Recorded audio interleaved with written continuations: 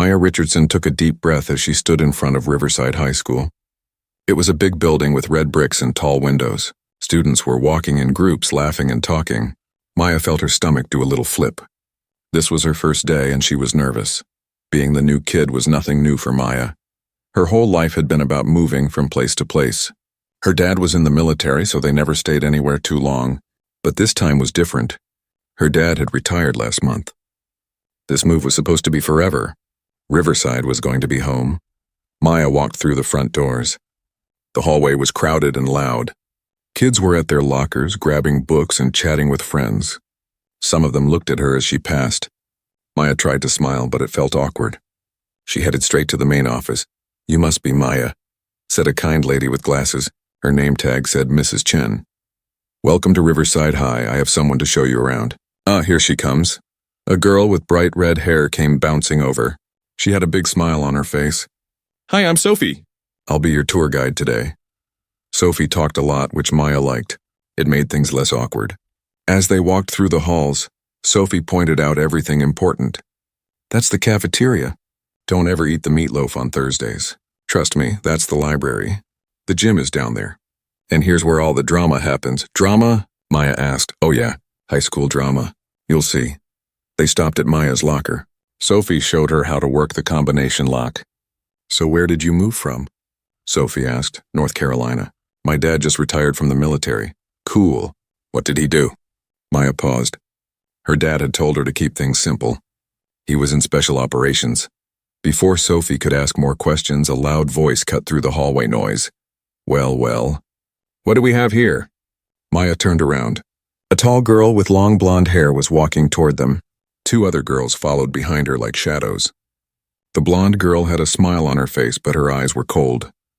"Fresh meat," one of the other girls whispered, but she said it loud enough for everyone to hear. Sophie's smile disappeared.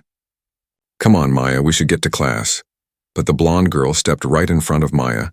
She looked her up and down slowly. "I'm Brittany Caldwell. My dad is Marcus Caldwell. He owns the car dealership, the shopping mall, and pretty much everything else in this town. Nice to meet you," Maya said. She tried to step around Brittany. Brittany moved to block her path again. "Where do you think you're going?" I wasn't done talking. She stared at Maya's shoes. "Those are interesting.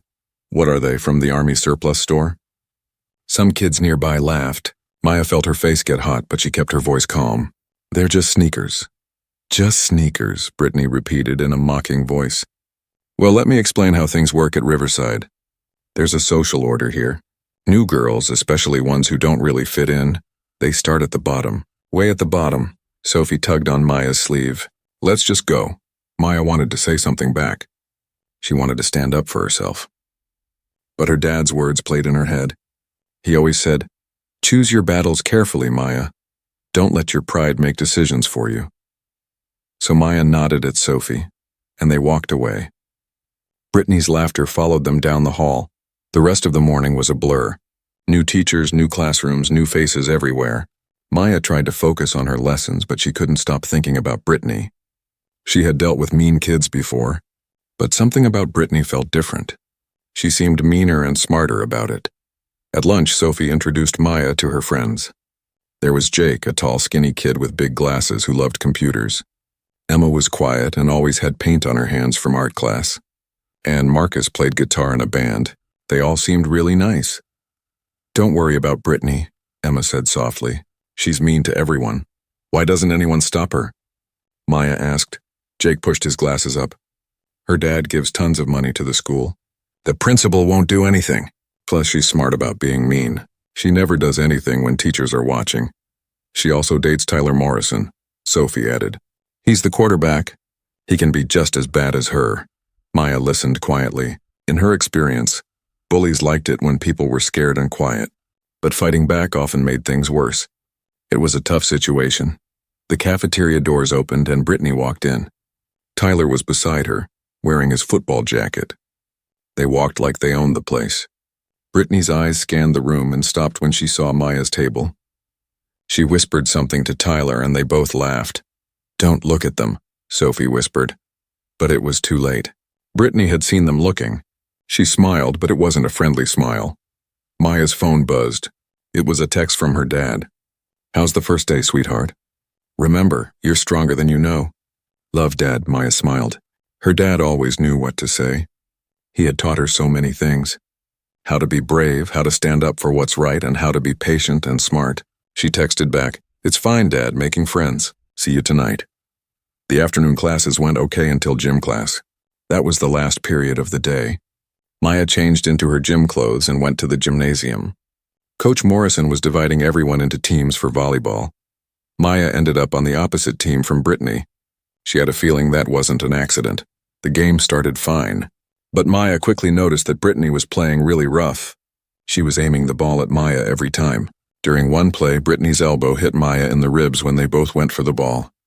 "Oops," Brittany said with that same fake smile. "My bad." Maya bit her tongue and kept playing. But then Brittany spiked the ball right at Maya's face. Maya barely moved out of the way in time. "Caldwell, watch it," Coach Morrison called out. But he didn't sound very serious about it. When they switched sides of the court, Brittany stepped on Maya's foot, hard. Her heel dug into Maya's toes. "You need to watch where you're standing," Brittany said quietly. Only Maya could hear. "Wouldn't want you to get hurt on your first day." That was a clear threat. Maya's hands became fists. But she remembered her dad's training. Stay calm. Don't react with emotion. Think first. When the bell rang, Maya grabbed her stuff fast. She wanted to change and get out of there. But when she left the locker room, Brittany and her friends were blocking the exit. "Going somewhere?" Brittany asked. "Home," Maya said firmly. "Excuse me. What's the rush? We just want to talk." Brittany's voice was sweet, but her eyes were mean. "I've been thinking about you all day. There's something I need to make clear." Maya's heart was beating fast, but she kept her face calm. "I don't want any trouble." "Good. Then we understand each other." Brittany stepped closer. "Riverside has certain standards. And honestly, you don't meet them. So here's what's going to happen. You're going to stay invisible, sit in the back of classes, eat lunch outside or in the bathroom, and definitely stay away from any social events. Got it?" "No," Maya said quietly. But her voice was strong. Brittany's eyes went narrow. "Excuse me?" "I said no. I'm not going to hide just because you have some problem with yourself." The words hung in the air like a bomb about to go off. Brittany's face turned red. Her jaw got tight. Her friends looked at each other nervously. "You're going to regret that," Brittany said. Her voice was low and dangerous. "You have no idea who you're messing with." "And you have no idea who you're messing with," Maya replied. She was surprised by her own courage. Brittany laughed. It was a cruel sound. "Oh, this is going to be fun. Welcome to Riverside, Maya Richardson. Let's see how long you last." As Brittany and her friends walked away, Sophie appeared next to Maya. "Oh no. Maya, you shouldn't have said that." Brittany never forgets, and she never forgives. Maya watched Brittany disappear around the corner. Maybe it's time someone stood up to her. People have tried. It never ends well. Maya put her backpack on her shoulder. Then maybe they didn't try hard enough. She walked out of the school into the afternoon sun. Maya felt scared and determined at the same time. She had been through hard things before. Moving all the time, making new friends, starting over. But something told her that Riverside High and Brittany Caldwell were going to be her biggest challenge yet. Her phone buzzed again. Another text from her dad. "Remember, sweetheart, being brave doesn't mean you're not scared. It means you keep going even when you are scared." Maya smiled. Her dad always seemed to know exactly what she needed to hear. She just hoped she wouldn't need his special skills to deal with Brittany Caldwell. As she got into the car where her mom was waiting, she had no idea that everything was about to get much worse. The battle had started, and Brittany Caldwell wasn't the type of person to back down. But neither was Maya Richardson, the daughter of a man they called the Reaper, America's #1 sniper. The real test was just beginning. The weekend felt like a small break from a war zone. Maya tried to relax, but her mind kept going back to what happened Friday. Her father spent most of Saturday helping her organize everything. Screenshots of mean messages, photos of the destroyed locker, statements from her friends. The recording from Friday, everything. Her father worked like he was preparing for a military mission. He created folders on his computer. He made a timeline of every bad thing that happened. He was organized and precise. "In the military, we have a saying," he told Maya while they worked. "If you don't write it down, it didn't happen.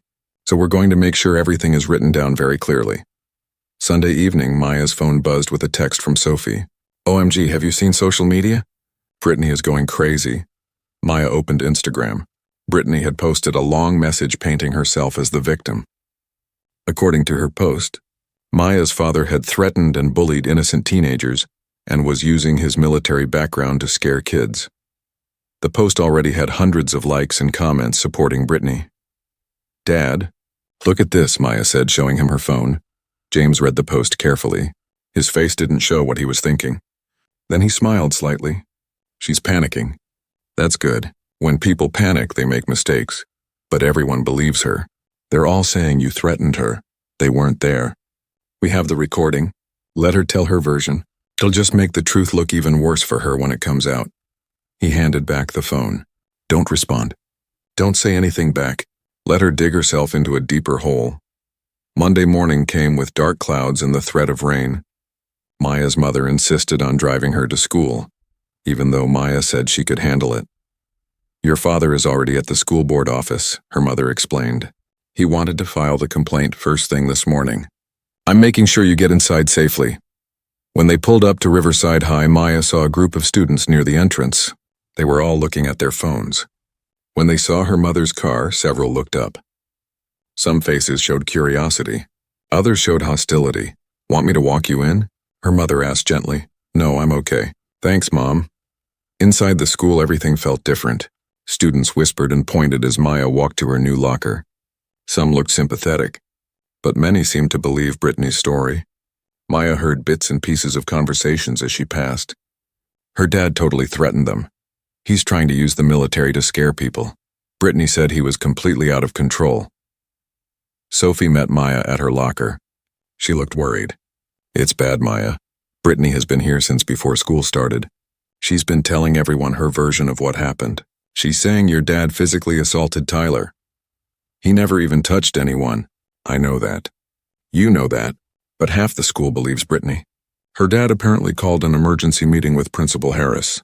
He threatened to pull all his funding if the school didn't take action against you. Against me?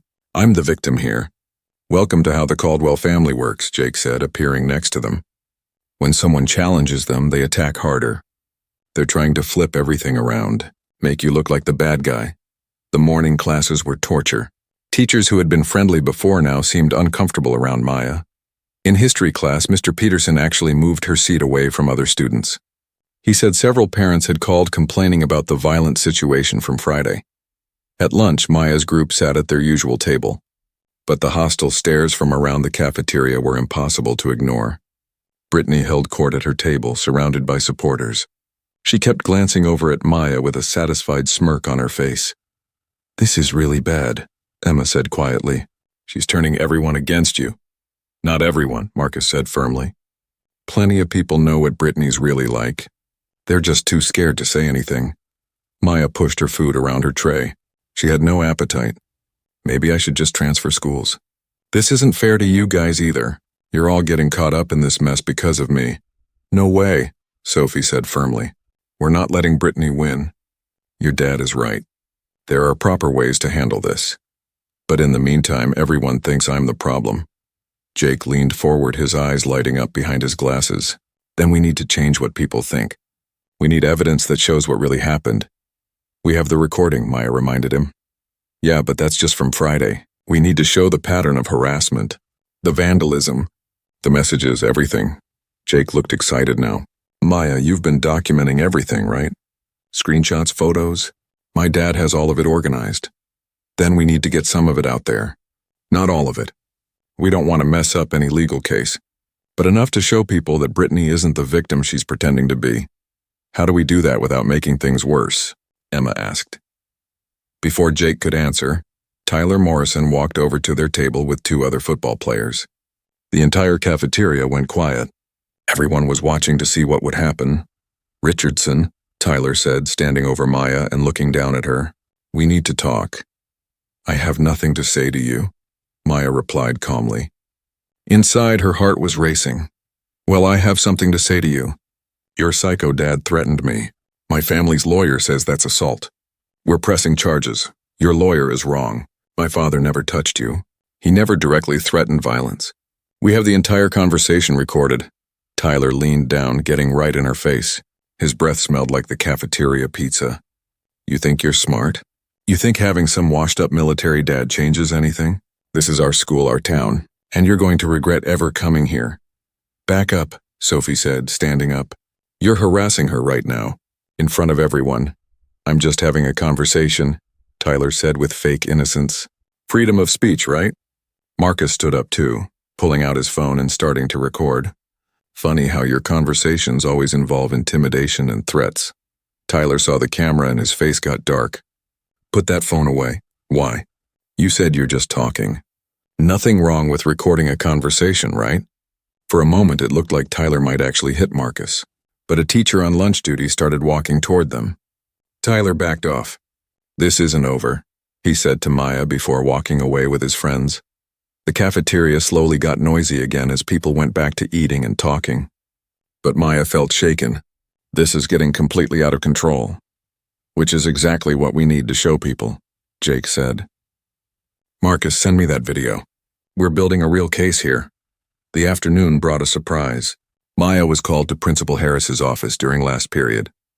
When she got there, her father was already waiting. There was also a professional-looking woman in a nice business suit. Maya recognized her from the business card her dad had given the principal on Friday. Maya, this is Jennifer Walsh. She's our attorney, her father introduced her. Ms. Walsh smiled warmly. Nice to meet you, Maya. Your father has told me everything about what's been happening to you. Principal Harris looked very uncomfortable. Next to him sat a heavy man in an expensive suit. Marcus Caldwell, Brittany's father. Another younger man in a slightly less expensive suit stood in the corner. Probably the Morrison family's lawyer. Mr. Richardson, Principal Harris began carefully. I've called this meeting because we have some serious accusations being made from both sides. Mr. Caldwell and the Morrisons are very concerned about your behavior on Friday. My behavior? James's voice was calm but had a sharp edge. I responded to my daughter's emergency call after she was physically surrounded and prevented from leaving by a group of students. That group included Mr. Caldwell's daughter and Coach Morrison's son. I'd like to hear exactly what part of protecting my child was inappropriate. Marcus Caldwell spoke for the first time. His voice carried the confidence of someone used to getting whatever he wanted. You threatened minors, Mr. Richardson. You used your military background to intimidate children. That's completely unacceptable in our community. I did no such thing. I have a complete recording of the entire interaction. At no point did I threaten violence. I never used my military service to intimidate anyone. I simply informed those students of the legal consequences of their actions. There's a significant difference. You told my daughter she would face consequences. Caldwell's face was getting red. Yes, legal consequences, which she absolutely will face. Your daughter has been systematically harassing and bullying mine for over a week. She vandalized school property. She's engaged in cyber harassment. She led a group that physically intimidated my daughter. Those are crimes, Mr. Caldwell.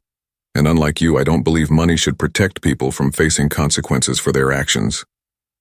The room went silent. Marcus Caldwell's face turned even redder. Principal Harris looked like he wanted to disappear into his chair. Ms. Walsh opened her briefcase and pulled out a thick folder. Gentlemen, we have comprehensive documentation of everything that's occurred. Timestamps, screenshots, photos, witness statements, and recordings. We're prepared to file formal complaints with the school board, the police department, and if necessary, pursue civil action for the school's failure to provide a safe learning environment. Now wait just a minute, Principal Harris said, his voice shaking slightly. The school has been trying to handle this situation appropriately. By doing nothing, James said. By allowing security cameras to conveniently malfunction. By moving my daughter's seat away from other students as if she's the problem. That's not handling it appropriately. That's enabling abuse. Marcus Caldwell stood up, trying to use his size to intimidate. You're making a very big mistake, Richardson. I have significant influence in this town. You're new here. You don't understand how things work. James stood up too. He was slightly shorter than Caldwell, but something about his presence made him seem bigger. No, Mr. Caldwell, you're making the mistake. You think money and influence put you above basic human decency. You've raised a daughter who believes she can abuse people without consequences. And you're about to learn that threatening me and my family is the worst decision you could make. Is that a threat? It's a statement of fact. I don't make threats. I take action. And unlike you, I don't need money or influence to do it. I just need truth in the legal system. Maya watched her father with pride and a little bit of awe. She had seen him be protective before, but this was different. This was focused and controlled and powerful. Ms. Walsh stood up. Gentlemen, we're done here. Mr. Harris, you'll receive our formal complaint tomorrow.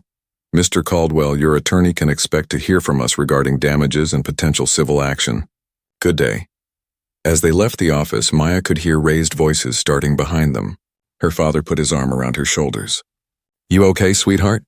Yeah, Dad, that was intense. It's going to get more intense before it gets better, but we're going to see this through. Nobody hurts my daughter and gets away with it. As they walked out to the parking lot, Maya felt something shift inside her. This wasn't just about her anymore. This was about standing up to bullies who thought they were untouchable. This was about showing that money and influence didn't make you immune to consequences. The storm was just beginning, and Maya was ready to face it. With her father by her side, she felt like she could face anything, even Brittany Caldwell and her entire army of followers. The real battle was coming, and the Richardsons didn't back down from battles. Tuesday morning felt different. Maya woke up to her phone buzzing nonstop. Text after text, notification after notification. Something had happened overnight, and it was big. She grabbed her phone and opened Instagram. Her jaw dropped. Someone had created an anonymous account called Riverside Truth. The account had posted a series of screenshots and videos. Messages from Brittany to her friends planning the locker vandalism. Photos of Brittany laughing while taking pictures of Maya's destroyed locker. Videos of her bragging about making the fake social media page. And most damning of all, a video of Brittany and her friends planning Friday's parking lot confrontation. The posts had gone viral overnight. Thousands of views. Hundreds of comments. Students from Riverside were sharing them everywhere. The narrative was changing right before Maya's eyes. Mom, Dad, you need to see this. Maya ran downstairs with her phone. Her father was already at the kitchen table with his laptop open.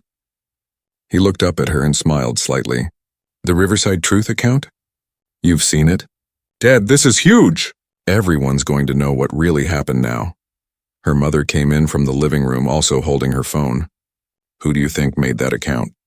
It had to be someone with access to Brittany's private messages. I have a theory, her father said, but right now what matters is that the truth is coming out. Maya, you need to be prepared. Today at school is going to be very different from yesterday. He was right. When Maya walked into Riverside High that morning, the atmosphere had completely changed. Students were gathered in groups, all talking about the Riverside Truth posts. Some were watching the videos on their phones.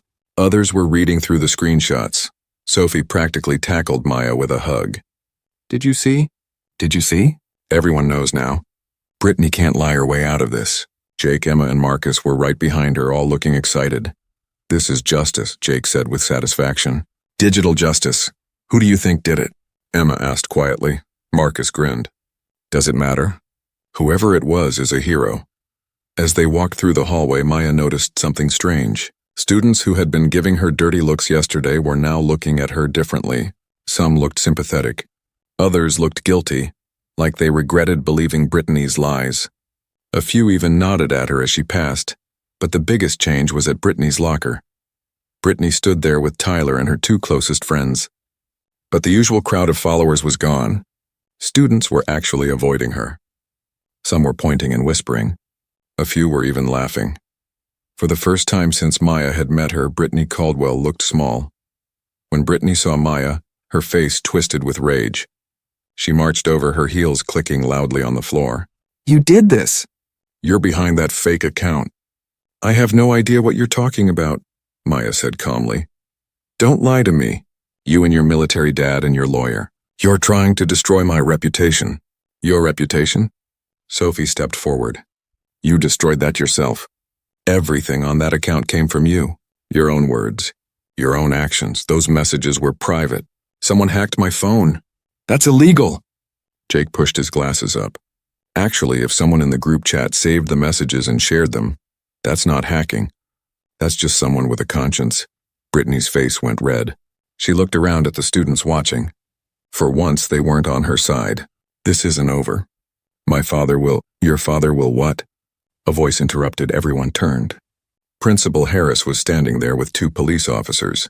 Behind them was a woman in a business suit carrying a briefcase.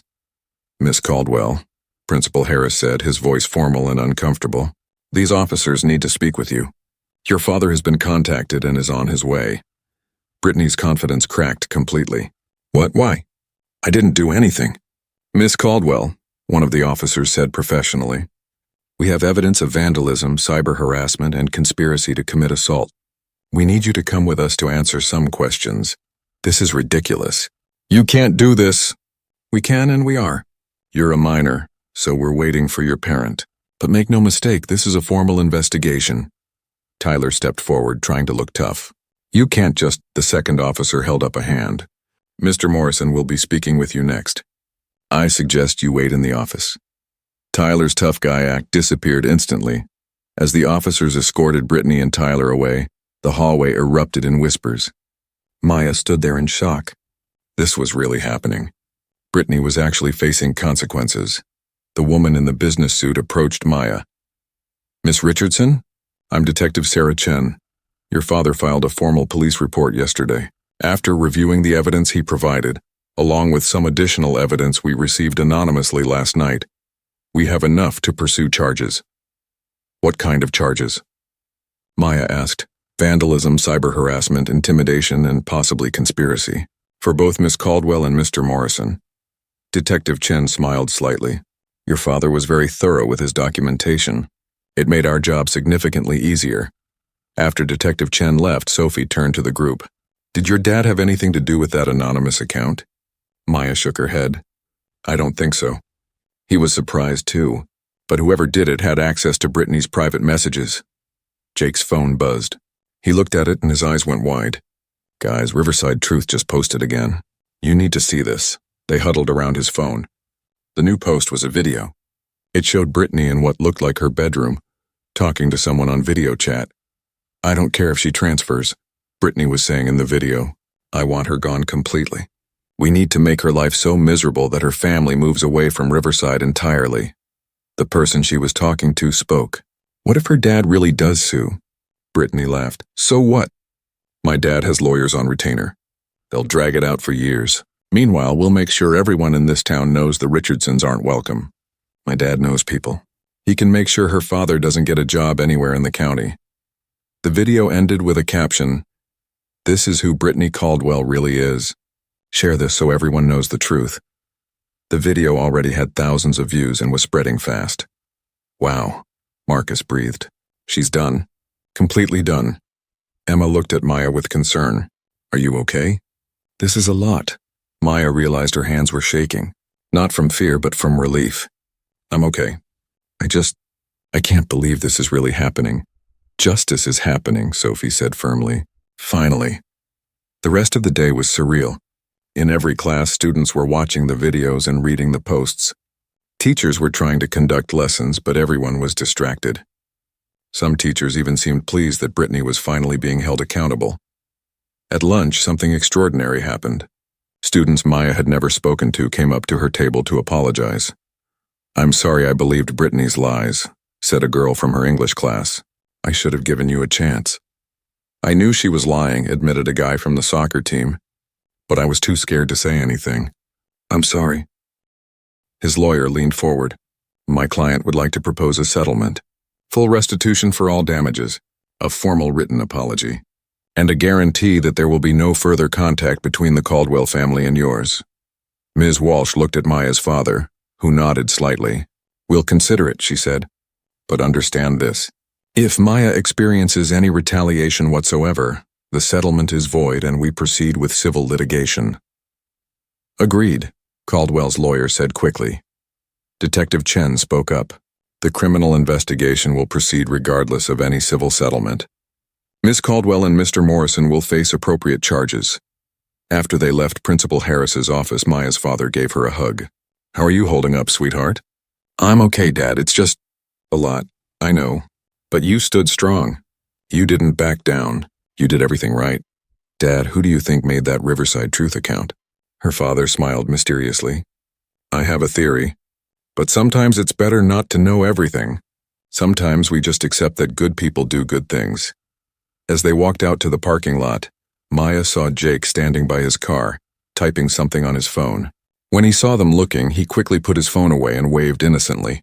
Maya smiled. She had her suspicions about who was behind Riverside Truth, but her father was right. Some things were better left unsaid. What mattered was that the truth had come out, justice was being served, and Brittany Caldwell's reign of terror was over. As they drove home, Maya felt lighter than she had in weeks. The battle wasn't completely over. There would still be legal proceedings and probably more drama. But the worst was behind her. She had stood up to a bully. She had refused to back down. And she had won, not just for herself, but for everyone Brittany had ever hurt. And that felt pretty amazing. Dad? Maya said as they pulled into their driveway. Yeah, sweetheart. Thanks for teaching me to stand up for myself. And for always having my back. James Richardson smiled at his daughter with pride. Always, Maya, that's what dads do. Especially dads who used to be called the Reaper. Maya laughed. You really never told them about that nickname? Didn't need to. Sometimes the threat of consequences is enough. You don't always need to show all your weapons. Is that a military thing? No, sweetheart. That's a dad thing. They walked inside together, ready to face whatever came next. Together as a family, they could handle anything. Even mean girls with rich dads. The truth had won. And that was the best victory of all. Wednesday morning started with an unexpected knock on the door. Maya was eating breakfast when her father answered it. Standing on the porch was a woman Maya didn't recognize. She had kind eyes and was holding a notebook. Mr. Richardson, I'm Jennifer Park from the county school board. May I come in? Her father invited her inside. Maya's mother brought coffee and they all sat in the living room. I'll get straight to the point, Ms. Park said. The situation at Riverside High has come to our attention. Not just Maya's case, but the entire culture of the school. After the Riverside Truth post went viral, we've received over 40 complaints from parents and students about similar situations involving the Caldwell girl and others. Maya's eyes widened. 40? 43 to be exact. Some going back 3 years. Ms. Park looked sad. Your situation opened a floodgate. People who were too afraid to speak up before are now coming forward. We're launching a full investigation into the school's handling of bullying complaints. What about Principal Harris? Maya's father asked. He's been placed on administrative leave pending the investigation. We have evidence that he systematically ignored complaints from students whose families didn't have financial influence in the community. Ms. Park turned to Maya. Your courage to stand up and your father's refusal to back down may have saved dozens of other students from similar treatment. After Ms. Park left, Maya sat quietly, processing everything. She had just wanted to defend herself. She never expected it to become something this big. How do you feel? Her mother asked gently. I don't know, Maya admitted. I'm glad other people are getting justice too. But I also feel kind of overwhelmed. Her father sat beside her. That's normal. You accidentally started a movement. Sometimes one person standing up gives everyone else the courage to do the same. At school, the change was dramatic. The hallways felt different, lighter somehow. Students who had walked around looking nervous and scared now seemed more relaxed. The fear that had hung over Riverside High like a dark cloud was lifting. Sophie met Maya at her locker with big news. Did you hear? Tyler got suspended. 3 weeks. And he's been kicked off the football team. What? The football team is everything here. Was everything, Jake corrected, walking up with Emma and Marcus. Coach Morrison got fired yesterday. Turns out he knew about Tyler's bullying and covered it up multiple times. The school board isn't playing around anymore, Emma added quietly. Brittany's parents pulled her out of school. They're sending her to some private academy 3 hours away. Maya felt conflicted. Part of her was relieved that Brittany was gone, but another part felt strange about it. What about the charges? Still happening, Marcus said. My mom works at the courthouse. She said Brittany will probably get community service and mandatory counseling. Tyler might face harsher consequences because he's 18. As they walked to first period, Maya noticed something else different. Students were actually smiling at her. Not fake smiles, but real ones. Some even said good morning. In English class, something remarkable happened. Mrs. Peterson, who had barely acknowledged Maya before, stopped the lesson to make an announcement. Class, I want to address something. Many of us witnessed bullying in this school and did nothing. We looked the other way. We told ourselves it wasn't our business, but silence makes us complicit. She looked directly at Maya. Miss Richardson showed more courage in 2 weeks than some of us have shown in our entire careers. I'm sorry I didn't stand up for you.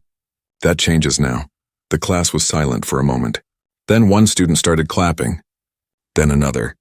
Soon the entire class was applauding. Maya felt her face get hot, but she also felt something else. Recognition, validation, respect. At lunch, Maya's table had grown again. More students had joined them, including some who had been part of Brittany's outer circle. A girl named Melissa sat down nervously. Can I sit here? I know I was horrible to you. I laughed when Brittany made fun of your shoes. I'm really sorry. Maya looked at her for a long moment. Why did you do it? Honestly, I was scared. Brittany bullied me in 9th grade. After that, I figured it was safer to be on her side than against her. But that was cowardly.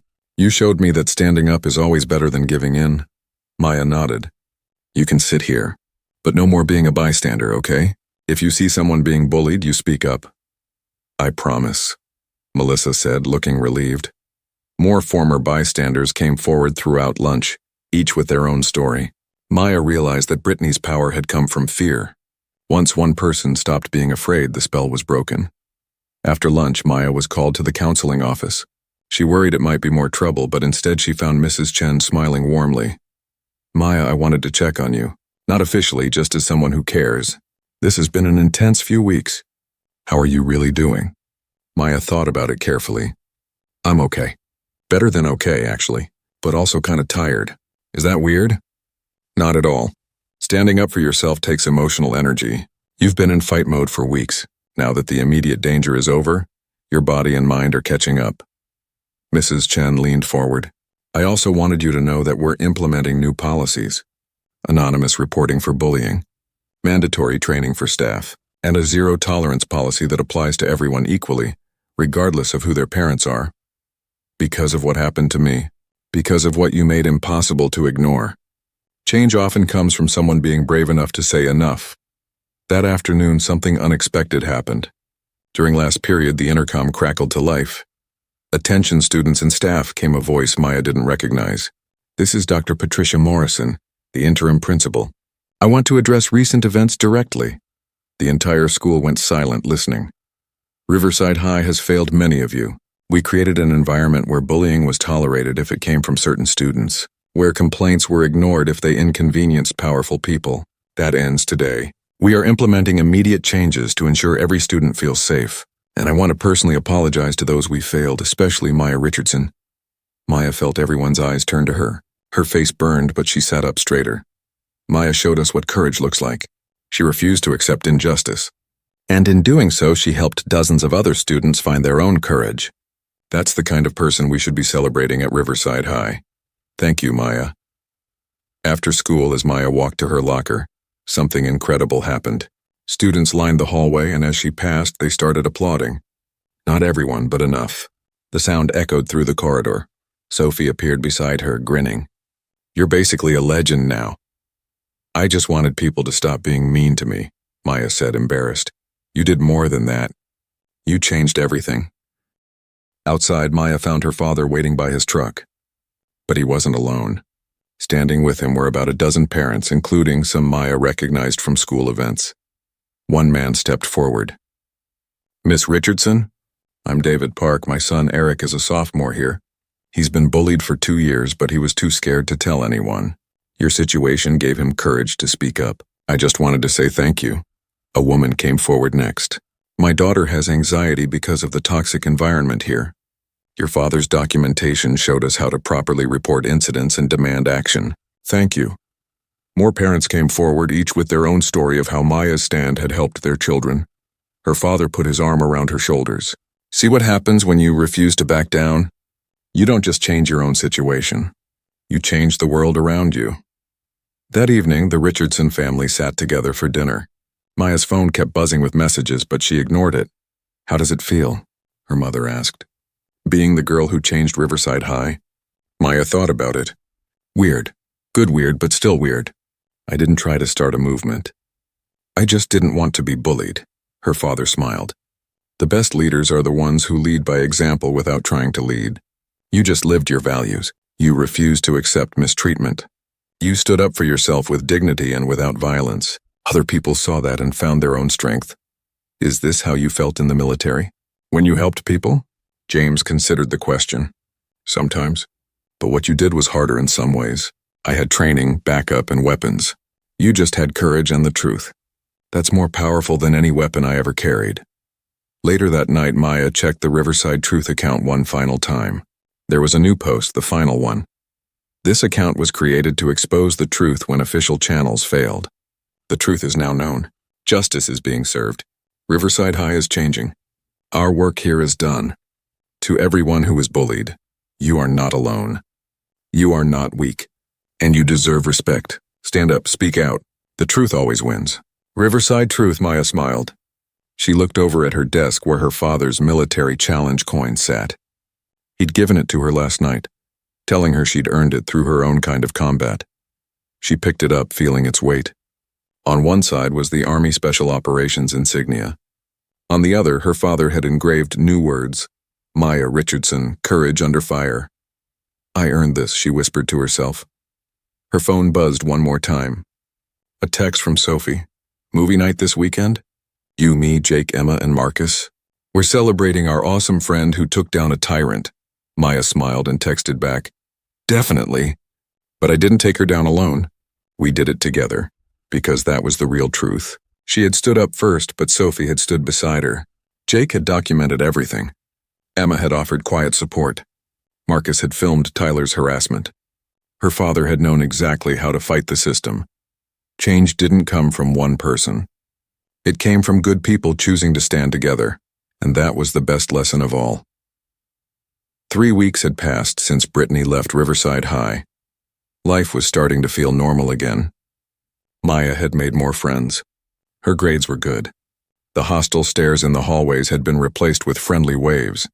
Everything seemed to be settling into a comfortable routine. Then Friday afternoon changed everything.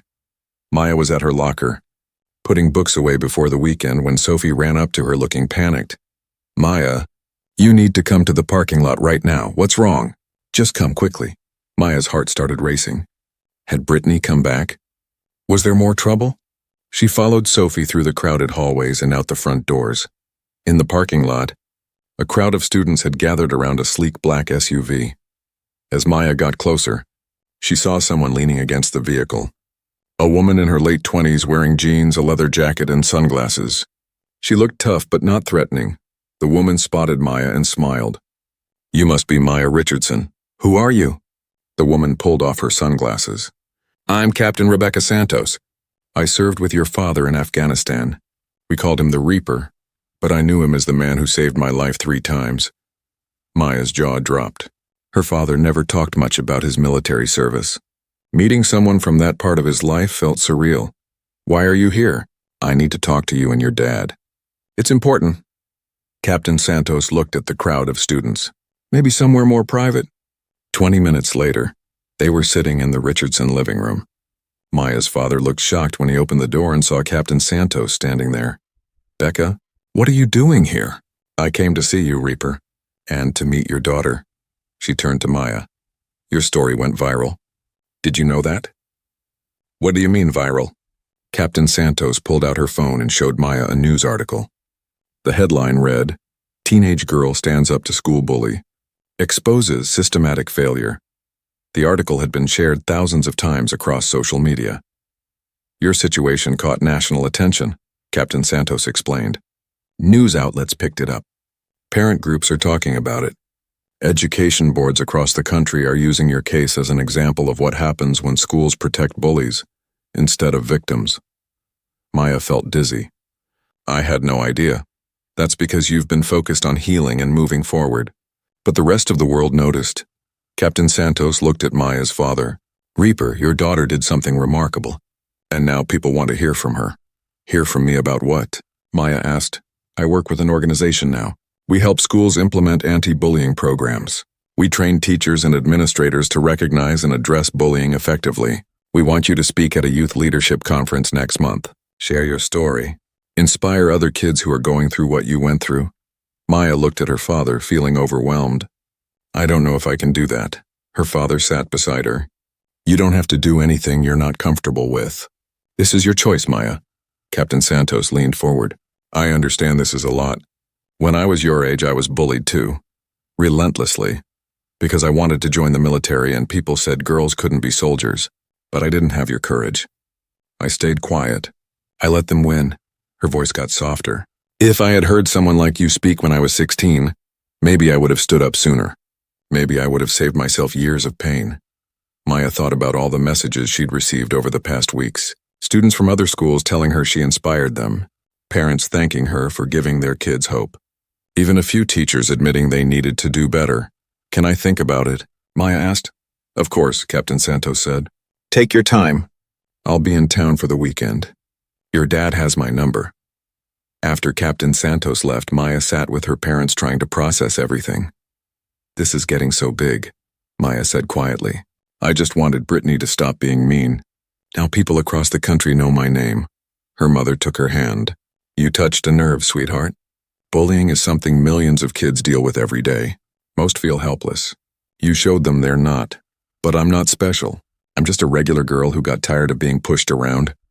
Her father smiled. That's exactly what makes you special. You're not a superhero or a celebrity. You're a regular kid who found extraordinary courage. That's who other regular kids need to hear from. That night, Maya couldn't sleep. She kept thinking about Captain Santos's words. About all the kids out there who felt alone and scared like she had felt.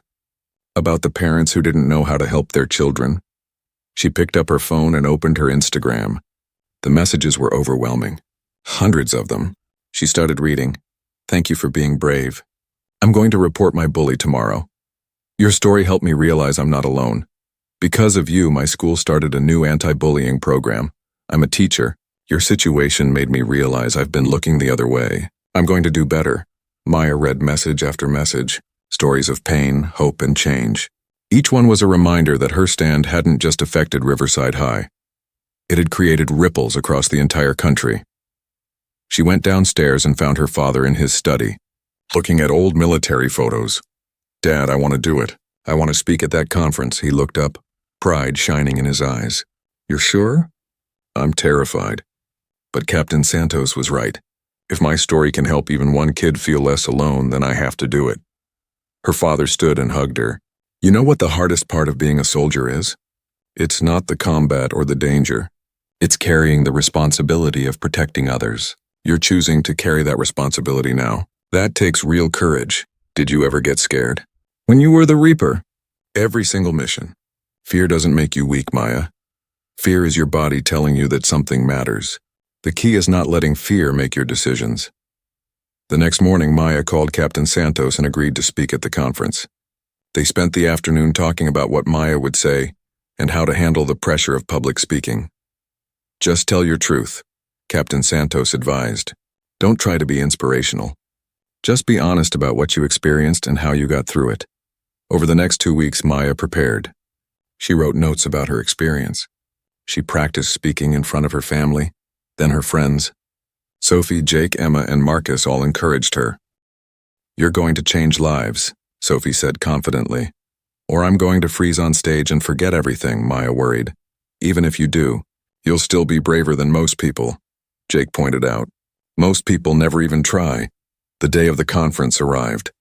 It was being held at a large hotel in the city 3 hours away. The theme was Youth Voices for Change. Maya was one of several young speakers. But according to Captain Santos, she was the one everyone wanted to hear. Backstage, Maya peeked through the curtain at the audience. There were hundreds of people, students, parents, teachers, administrators, all waiting to hear what she had to say. Her father appeared beside her. You've got this, sweetheart. What if I mess up? Then you mess up. But you know what won't happen? You won't regret not trying. Captain Santos came over with a microphone. You're on in 5 minutes, Maya. How are you feeling? Like I might throw up. Good, that means you care, Captain Santos smiled. I've been in actual combat, faced enemy fire, and I still get nervous before speaking. It's normal. The moderator's voice echoed through the auditorium. Our next speaker is someone whose courage has inspired a national conversation about bullying and institutional accountability. Please welcome 16-year-old Maya Richardson. This was it. Maya took a deep breath and walked onto the stage. The lights were bright. The audience was massive. For a moment, Maya's mind went completely blank. She looked out at all those faces and panic started to set in. Then she saw her father in the front row. He smiled and gave her a small nod. The same nod he'd given her on her first day at Riverside High. The nod that said, "You've got this." Maya stepped up to the microphone and began to speak. 3 weeks ago, I was just a new student trying to survive high school. I didn't want to be a symbol or a spokesperson. I just wanted people to leave me alone. Her voice was shaky at first, but it got stronger. But when Brittany Caldwell decided to make my life miserable, I had a choice. Stay quiet and hope it would stop, or stand up and face the consequences. The audience was completely silent, listening to every word. I'm not gonna lie, standing up was terrifying. I lost sleep, I cried. I questioned if it was worth it. There were days I wanted to just transfer schools and run away from the problem. Maya paused, gathering her thoughts. But my father taught me something important. He said that courage isn't the absence of fear. It's moving forward despite the fear. She told her story, the vandalized locker, the harassment, the parking lot confrontation, the systematic failure of adults to protect her, and finally, the moment she called her father and everything changed.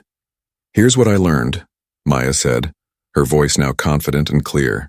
Bullies have power only when good people stay silent. When I stood up, I gave others permission to stand up too.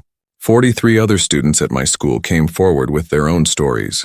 43 kids who had been suffering in silence found their voices because they saw that speaking up was possible. She looked directly at the students in the audience. If you're being bullied right now, I want you to know something. It's not your fault. You don't deserve it. And you're not alone. Document everything. Tell trusted adults. Keep telling until someone listens. And if the system fails you, don't give up. Find people who will fight with you. Maya then addressed the parents and teachers. Adults, we need you to listen. Really listen. Don't dismiss complaints as kids being kids or drama. When a student comes to you scared and asking for help, believe them. Protect them. Be the adult they need you to be. She finished with words that came straight from her heart. I didn't choose to become a voice for bullied kids. But now that I am, I'm going to use it. Because every student deserves to feel safe at school. Every kid deserves to learn without fear. And every bully needs to learn that actions have consequences regardless of who their parents are. The audience erupted in applause. People stood up, clapping and cheering. Maya saw tears on many faces. She saw students nodding with recognition. She saw parents hugging their children. As she walked off stage, Captain Santos met her with a huge smile. That was incredible, Maya. You just changed lives in there. Her father wrapped her in a tight hug. I'm so proud of you, sweetheart. Not because you spoke well, but because you spoke truth. The rest of the conference was a blur. People wanted to talk to Maya, share their stories, thank her. Students asked for advice. Parents asked for guidance. Teachers asked how schools could do better. Maya answered as honestly as she could, still processing the fact that her small act of courage at Riverside High had become something much bigger than herself. On the drive home, exhausted but satisfied, Maya looked at her father. Did you ever imagine this would happen? I imagined you'd do great things. I just didn't know what form they'd take. He smiled. You know what the military taught me? One person with courage can change the trajectory of an entire mission. You prove that's true outside the military too. Maya looked out the window at the passing scenery. 3 weeks ago, she was just the new girl trying to survive. Now she was someone who had sparked a national conversation about bullying and systemic change. It was overwhelming and empowering at the same time. Her phone buzzed with a text from Sophie. You were amazing. The video is already going viral. You're officially a hero. Maya smiled and texted back. Not a hero. Just someone who refused to stay quiet. But maybe, she thought, that's what heroes actually were. Not people with superpowers or special abilities. Just regular people who found the courage to stand up when it mattered most. And if that made her a hero, then she was ready to accept that responsibility because now she understood something her father had known all along. True strength wasn't about being the toughest or the most powerful. It was about standing up for what was right, even when it was terrifying, especially when it was terrifying. 2 months had passed since the conference. Maya's life had transformed in ways she never imagined. She was back to being a regular student at Riverside High, but everything felt different now. Better. The school had a new permanent principal, Dr. Helen Carter. She was strict but fair, and she meant business about the new anti-bullying policies. Students actually felt safe reporting problems now. The toxic atmosphere that had poisoned Riverside for years was finally clearing. Maya was walking to lunch on a Thursday afternoon when she saw something that made her stop in her tracks. A freshman girl was sitting alone on the floor by her locker, crying. Her books were scattered everywhere and her backpack had been torn open. Maya immediately recognized the signs. She'd been there herself not long ago. She walked over and knelt down. "Hey, are you okay?" The girl looked up, her eyes red and puffy. "I'm fine. Just clumsy." "You're not clumsy. Someone did this to you, didn't they?" The girl's lip trembled. "It doesn't matter. Nobody will believe me anyway." "I'll believe you," Maya said firmly. "What's your name?" "Jasmine. Jasmine, I'm Maya, and I want to help you." Maya sat down beside her. "Who's bothering you?" Jasmine hesitated, then whispered, "Some sophomore girls. They said I don't belong here. They've been tripping me in the halls, stealing my lunch, posting mean things about me online. Today they dumped out my backpack and laughed." Maya felt anger rising but kept her voice calm. "Have you told anyone?" "My parents say to ignore them. That it'll stop if I don't react. But it's getting worse." Maya knew that advice well. It was what adults always said when they didn't know how to help. "Jasmine, ignoring bullies doesn't make them stop. It just makes them bolder. But I can help you. Will you trust me?" Jasmine looked at Maya with desperate hope. "You're the girl who stood up to Brittany Caldwell, aren't you?" "Yeah, that's me. Then yes, I trust you." Maya helped Jasmine pick up her belongings. Then she walked with her straight to Dr. Carter's office. The new principal looked up from her desk and immediately understood something was wrong. "Miss Richardson, how can I help?" "This is Jasmine. She's being bullied by some sophomore girls. It's been going on for weeks and it's escalating." Dr. Carter's expression became serious. She invited Jasmine to sit and gently asked her to explain everything. Maya stayed beside her, offering silent support. Jasmine told her story, her voice shaking but growing stronger as she went on. Dr. Carter listened carefully, taking notes and asking specific questions. "Jasmine, thank you for having the courage to come forward," Dr. Carter said when she finished. "I want you to know that I take this very seriously. Can you identify the students involved?" Jasmine named 3 girls. Dr. Carter immediately called them to the office one by one. Maya waited with Jasmine in the counseling room while Dr. Carter interviewed each girl separately. An hour later, Dr. Carter returned with a satisfied expression. All 3 girls admitted to their actions. They've been suspended for 1 week, and they'll be required to complete our anti-bullying education program before returning. They'll also be writing formal apologies to you, Jasmine. Jasmine's eyes filled with tears, but this time they were tears of relief. "Really, that's it? They're actually getting punished?" "Yes, and if there's any retaliation whatsoever, the consequences will be even more severe." Dr. Carter looked at Maya. "Thank you for bringing this to my attention. This is exactly what we need students to do. Look out for each other." As they left the office, Jasmine turned to Maya. "Why did you help me? You don't even know me." "Because someone helped me when I needed it, and because every student deserves to feel safe at school. That includes you." Jasmine hugged Maya suddenly. "Thank you. You have no idea what this means to me." Actually, Maya knew exactly what it meant. She remembered how alone she'd felt, how scared, how desperate for someone to just believe her and help. That afternoon, Sophie, Jake, Emma, and Marcus were waiting at Maya's locker with excited expressions. Guess what? Sophie practically bounced. The school board approved funding for a peer mentorship program. Guess who they want to run it? Who? You, Jake said. Dr. Carter submitted a proposal with your name on it. Students helping students deal with bullying and social challenges.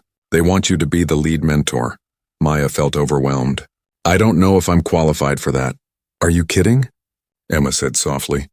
You're the most qualified person here. You've lived it. You've overcome it. And you genuinely care about helping people. Plus, Marcus added, you're basically famous now. Your conference speech has like 2 million views online. If you're leading the program, students will actually participate. Maya thought about Jasmine, about how good it felt to help her, about all the other students who might be suffering in silence right now. Okay, she said. I'll do it. The peer mentorship program launched 2 weeks later. Maya recruited Sophie, Jake, Emma, and Marcus to help. They trained 20 student mentors from different grades and social groups. The goal was simple: create a network of trusted students who would look out for bullying and help victims get the support they needed.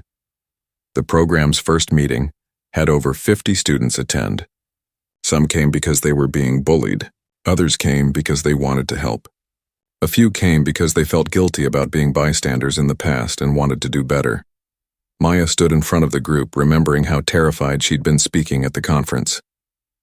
This felt easier somehow. These were her peers, her community. Thanks for coming, she began. This program exists because I know what it's like to feel alone and scared at school. I know what it's like when adults fail to protect you. And I know what it's like when good people finally stand up and say enough. She explained how the program would work. Mentors would be available during lunch and after school. They'd help students document incidents, navigate the reporting process, and provide emotional support. Everything would be confidential unless someone was in immediate danger. The most important thing, Maya emphasized, is that nobody should feel alone. That's how bullies win, by isolating their victims. We're going to make sure that doesn't happen anymore at Riverside High. A hand went up. It was a junior boy Maya recognized from her math class. What if someone wants to report something but they're scared of retaliation? Then we help them do it safely. We document everything carefully.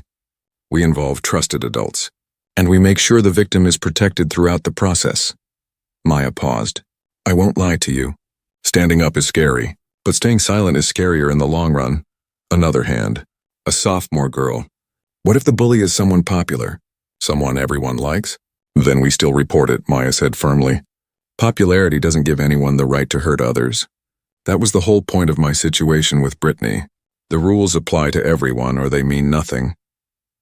After the meeting, students lined up to talk to Maya. Some wanted to report incidents. Others wanted to volunteer as mentors. A few just wanted to say thank you for creating something they wished had existed earlier. Jasmine was among them. Maya, I wanted you to know. Those girls who bullied me? They actually apologized. Like really apologized.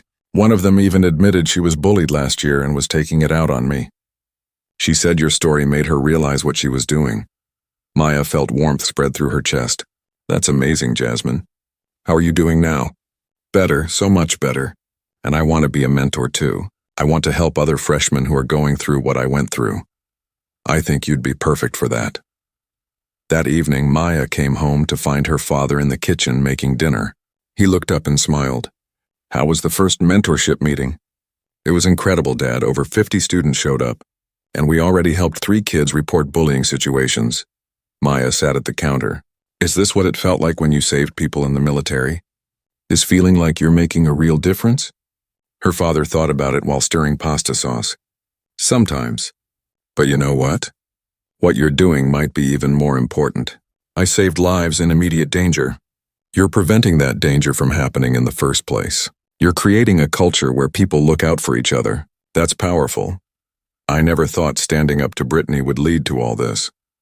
The best movements start with one person who refuses to accept the status quo. You were that person for Riverside High. He served them both plates of pasta. I'm proud of you, Maya. Not because of the speeches or the program. I'm proud because you saw someone hurting today and you stopped to help. That's who you are now. Later that night, Maya was doing homework when her phone rang. Unknown number. She almost didn't answer, but something made her pick up. Hello? Maya, this is Brittany. Maya's blood ran cold. She hadn't heard from Brittany since she left Riverside. What do you want? I know I'm probably the last person you want to hear from. Brittany's voice was different, smaller, less confident. But I'm calling because my therapist suggested it. Part of my treatment is making amends. Treatment? Yeah, turns out I have some serious issues. Depression, anxiety, a whole mess of things I was taking out on other people. Brittany paused. I'm not calling to make excuses. What I did to you was horrible. Unforgivable, really. But I wanted to say I'm sorry. Truly sorry. And I'm getting help so I never treat anyone that way again. Maya sat in stunned silence. This was the last thing she expected. I saw your conference speech, Brittany continued. It made me realize how much damage I caused. Not just to you, but to dozens of other students. I was a monster, Maya, and I'm trying really hard not to be that person anymore. Why are you really calling? Maya asked carefully.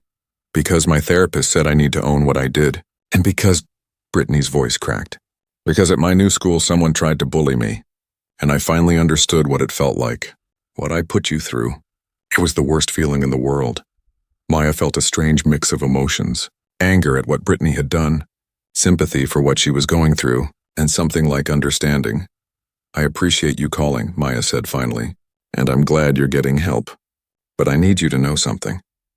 What you did to me changed my life. Some of those changes were good because I became stronger, but some of them still hurt. I still have moments where I doubt myself because of the things you said. I know. And I'm so sorry. I'm not ready to forgive you yet, Maya said honestly. Maybe someday. But not today, I understand. I don't deserve your forgiveness. I just wanted you to know that I'm trying to be better, and that your courage to stand up to me probably saved other people from becoming my victims, so thank you for that. After Brittany hung up, Maya sat thinking for a long time. Her father knocked on her door and came in. Everything okay? You look troubled. Brittany just called. She apologized. Her father raised his eyebrows. How do you feel about that? Confused, angry, but also, I don't know. Kind of hopeful. If Brittany can change, maybe anyone can. Change is possible for anyone who genuinely wants it, her father said. But you don't owe her forgiveness just because she's trying. That's something you give when and if you're ready.